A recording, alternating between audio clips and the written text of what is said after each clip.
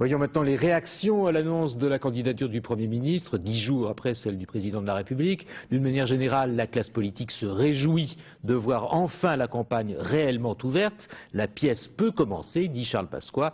Il était temps, ajoute en écho Jean-Pierre Chevènement. Stéphane Grand.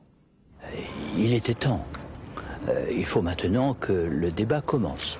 Un débat argumenté. Nous sommes à 60 jours du premier tour. Et on ne doit pas voler la démocratie aux Français. Cette entrée en campagne de Lionel Jospin n'est une surprise pour personne. Il vient de lever une hypocrisie après le candidat président. Donc maintenant tout le monde est là, le débat peut commencer.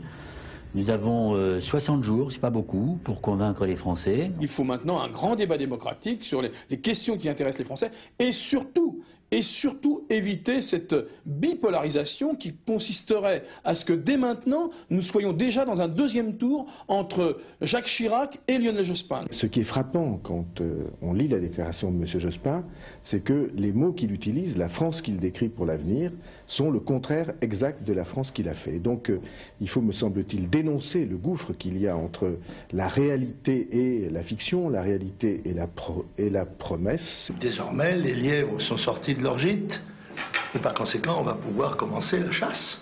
Il va falloir que M. Jospin et M. Chirac, avant même de nous présenter leur programme présidentiel, nous rendent compte au peuple français, l'un de son quinquennat, l'autre de son septennat. Il parle de l'autorité de l'État.